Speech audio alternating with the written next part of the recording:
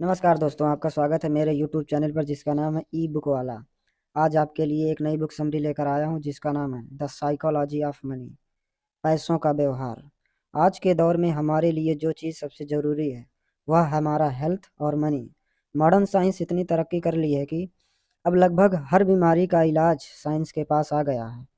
अब तो लोगों की लाइफ एक्सपेक्टेंसी भी बढ़ गई है।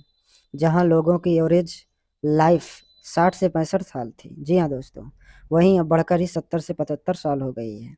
वहीं अब हम पैसों या मनी के बारे में आज वही इन्वेस्टमेंट, पर्सनल फाइनेंस और बिजनेस प्लानिंग की बात होती है। इन सभी चीज़ों को साथ समझकर ही शायद ही जो अच्छा इन्वेस्टर बनता है।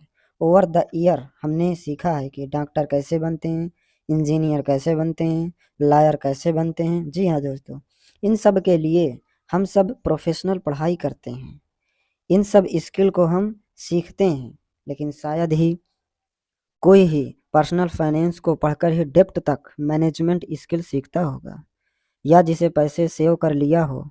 इसी मायने में वजह यह है कि हमने फाइनेंस को बाकी सभी सब्जेक्ट की तरह ही समझा है। जी हाँ दोस्तों, जैसे हमने फिजिक्स में हमने लॉ और रूल को समझा है, ये किसी ना किसी तरह फाइनेंस को समझाया है।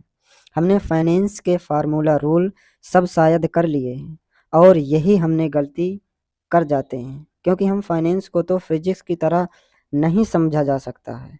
क्योंकि फाइनेंस यूं कहें तो मनी की साइकोलॉजी को समझना होता है। जी हाँ दोस्तों, आपको हर जगह दिखेगा पैसा। पैसा ही हमारी लाइफ को इफेक्ट करता है और हमें कन्फेस भी करता है। हर इंसान का पैसा को लेकर अलग अलग परसेप्शन है।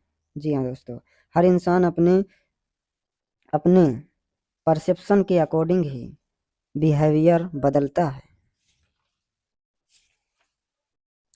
ऑथर कहते हैं कि फाइनेंस को लेकर ही अक्सर हम यही सोचते हैं कि इसे बाकी सभी सब्जेक्ट की तरह ही फार्मूला और रूल के हिसाब से समझा जा सकता है, और अक्सर हम फाइनेंस को भी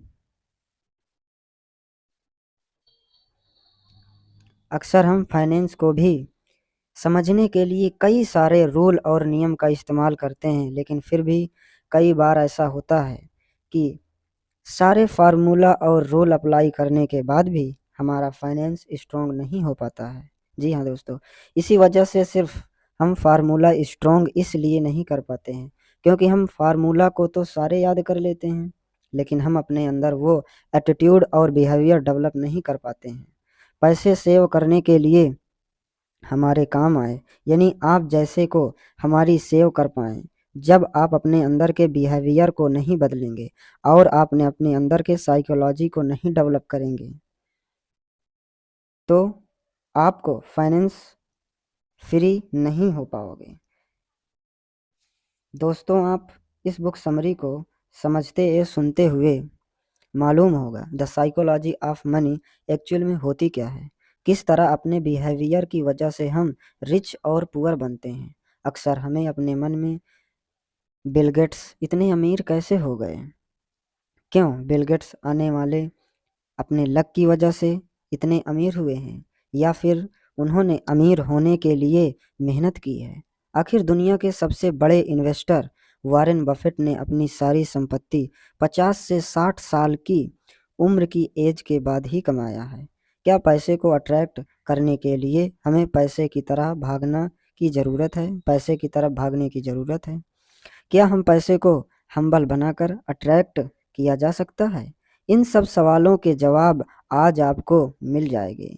इसके अलावा द साइकोलॉजी ऑफ मनी को समझने के लिए कई सारी केस स्टडी दी गई हैं, और उन सभी केस स्टडी को आप से आपको ये मालूम होगा कि पैसा बचाने के लिए किसी भी तरह की टेक्निकल स्किल की ज़रूरत नहीं होती है, बल्कि पैसा सेव करना एक सॉफ्ट स्किल है।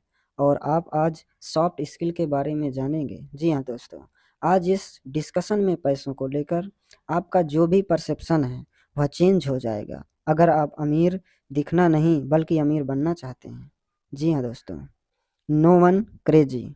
दोस्तों, हर इंसान का नेचर और बिहेवियर अलग अलग होता है और हर इंसान का सोचने का नज़रिया भी एक दूसरे से काफ़ी अलग होता है। जो मेरी नज़र में अच्छा हो सकता है आपकी नज़र में खराब हो, और जो आपको अच्छा लगता हो मुझे कभी पसंद ही ना आए। यानी हम सब का परसेप्शन एक दूसरे से डिफरेंट होता है और अक्सर हम उस परसेप्शन के बेस्ड ही दुनिया को उस परसेप्शन के बेस्ड ही लोगों को जज करते हैं और इसके अलावा लोगों को अलग अलग एक्सपेक्ट करते हैं। उस बेस पर भी हम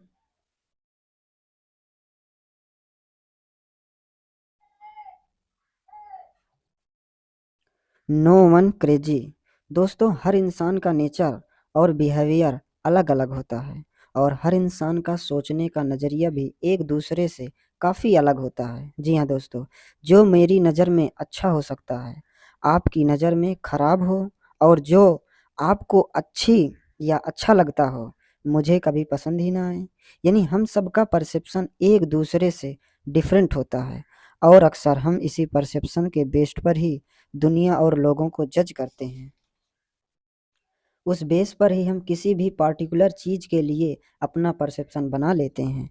जिस तरह से आज अलग अलग चीज़ों को लेकर लोगों के परसेप्शन होते हैं, ठीक वैसे ही पैसे को लेकर ही भी लोगों का अलग अलग परसेप्शन होता है। एक पुअर इंसान को महीने के 10,000 रुपए मिल जाएं तो उसके लिए वो बहुत ही बड़ी चीज़ होगी। वहीं कुछ लोग ऐसे भी हैं जो सिर्फ 10,000 की शॉपिंग कर लेते हैं। सच तो यही है कि हम किताब का ज्ञान से किताब ज्ञान कम सीख पाते हैं, और जितना हम अपने एक्सपीरियंस से सीखते हैं। एक इंसान जितना स्टॉक मार्केट में काफ़ी लॉस हुआ वह इस लॉस को एक्सपीरियंस कर सकता है और उस एक्सपीरियंस से ही वह सीख सकता है। इसी के अकॉर्डिंग इकोनॉमिस्ट माइकल बैटनी का कहना है कि लाइफ के लेसन को समझने के लिए पहले एक्सपीरियंस किया जाता है। 2006 में national bureau of economics research economist ऑल्ब्रिक मैटनी और ट्रिफिन येन ने कंज्यूमर पर एक सर्वे करवाया।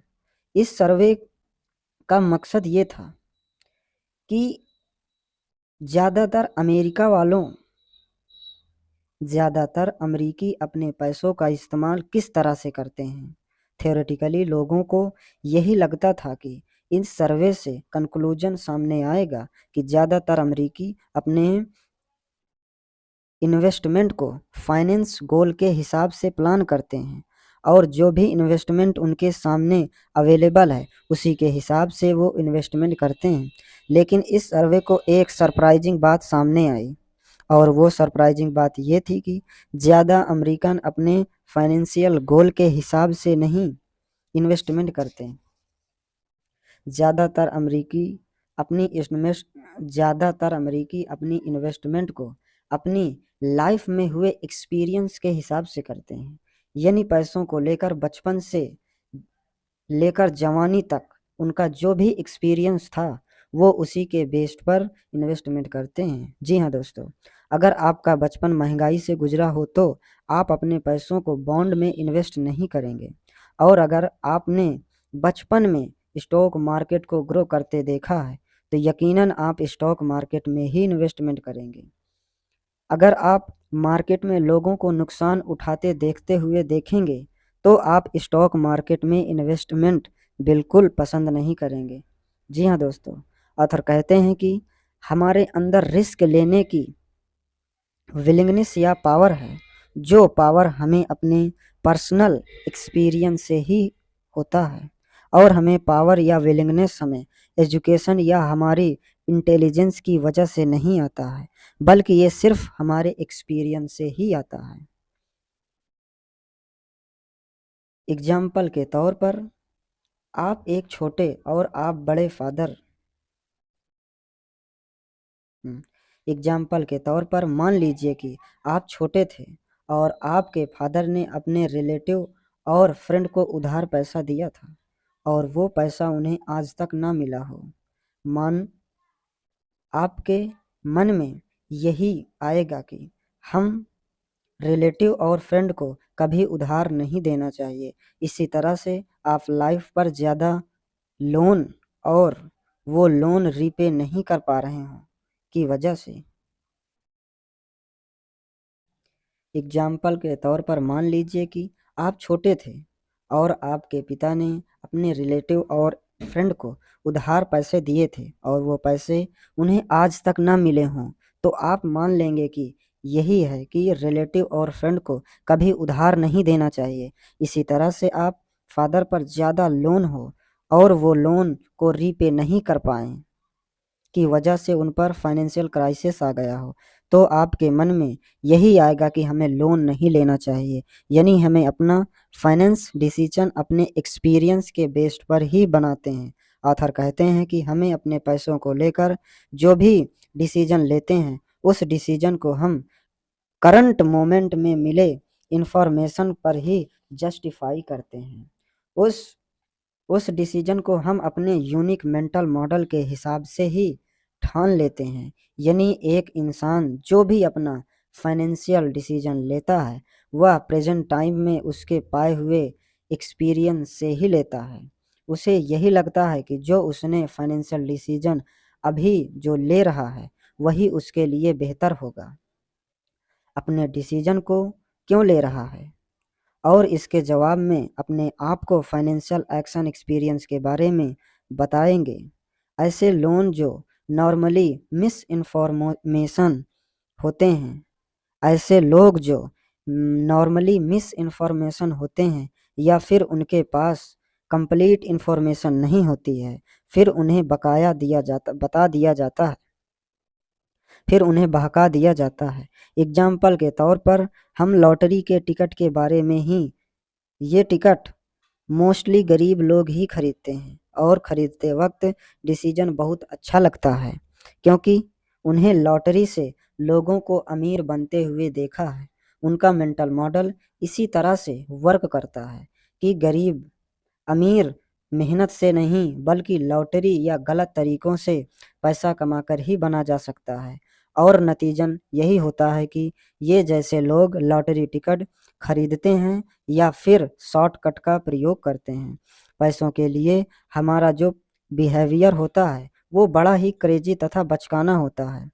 चीज़ों से हमारा जो भी आपके पागलपन को हो सकता है, चीज़ मेरे लिए वो सेंसिबल हो सकती है। हमें कोई भी पैसे के मामले में बेवकूफ़ नहीं है। हम सभी चालाक हैं, लेकिन हम फ़र्क इतना ही है कि हम पैसों का इस्तेमाल लाइफ में हुए एक्सपीरियंस के हिसाब से ही करते हैं। जी हाँ दोस्तों, इसलिए पैसों के मामले में किसी को भी बेवकूफ़ या पागल ना समझिए। बस वही समझिए कि ये भी जो भी डिसीजन ले रहा है, अपने एक्सपीरियंस के अकॉर्डिंग ही ले रहा है। लक और रिस्क।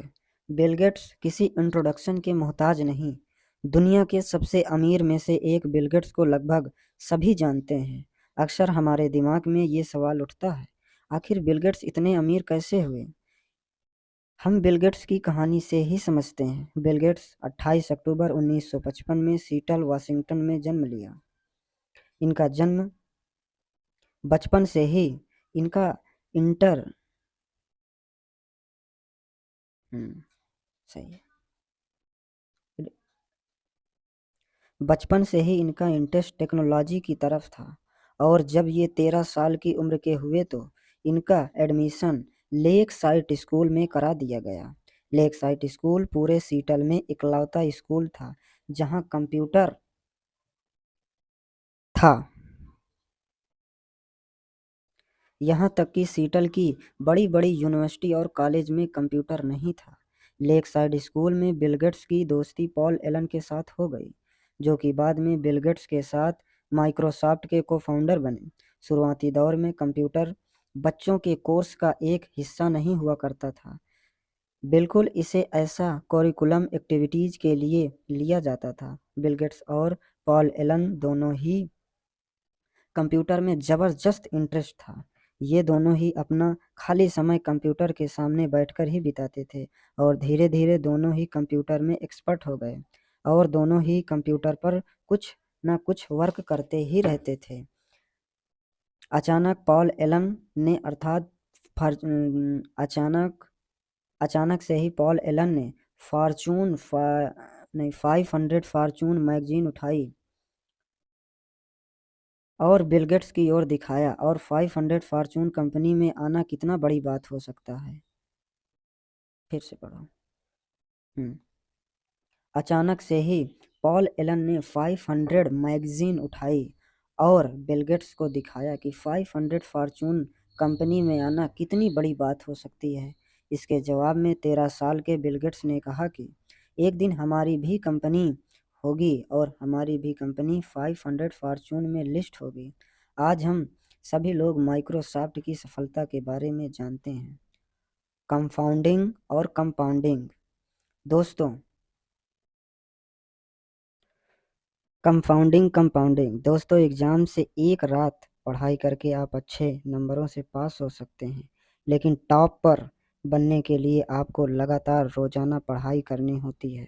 आप सिर्फ एक दिन पढ़कर टॉप नहीं कर सकते हैं। जी हाँ दोस्तों, अगर आपको कोई कंपटीशन एग्जाम बीट करना हो तो आप उसके लिए एक दिन की पढ़ाई काफ़ी नहीं होती है, बल्कि आपको हर दिन थोड़ा थोड़ा पढ़ना पड़ता है।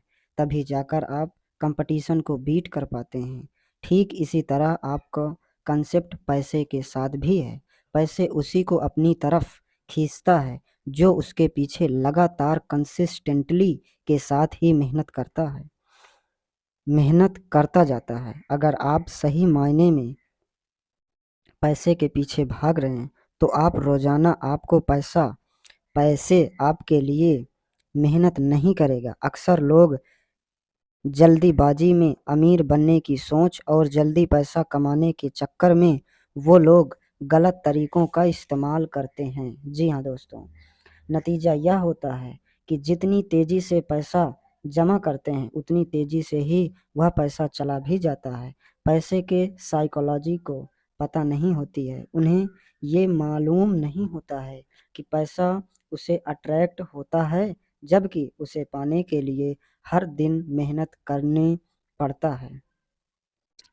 एक छोटी सी चीज़ों को एक छोटी छोट एक छोटी से छोटी चीज़ों को हम छोटी से छोटी चीज़ों को हम छोटी से छोटी चीज़ों को करके बड़ी से हम छोटी से छोटी चीज़ों को बड़ी से बड़ी चीज़ों को पा सकते हैं और छोटी चीज़ें करके हम बड़ी चीज़ पाने की कंपटीशन कर सकते हैं। इस बात को आथर कहते हैं एग्जाम्पल देकर समझाते हैं कि अगर आपका वज़न कम करना चाहते हैं तो आप वज़न एक ही दिन में कम नहीं कर सकते हैं।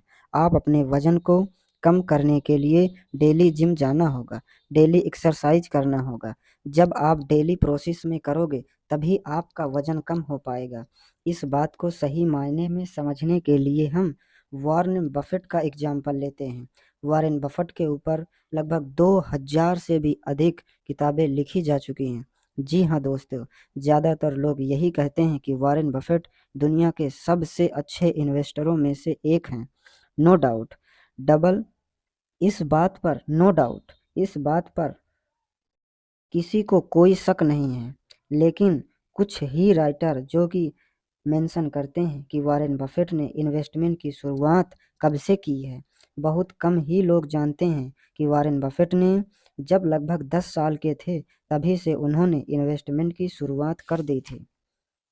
फिलहाल वॉरेन बफेट की नेटवर्थ $85 बिलियन के आसपास है और इस $85 बिलियन में से उन्होंने $84.5 बिलियन उन्होंने तब कमाए जब उनकी उम्र 50 साल के पार हो गई थी।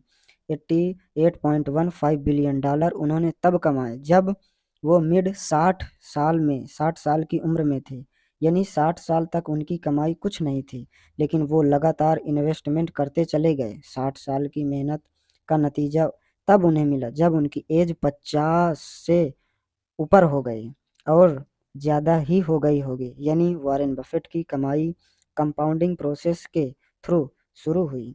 अक्सर हमारे साथ यही होता है कि शुरू में बड़े बड़े जोश खरोश के साथ हम मेहनत करते हैं, मेहनत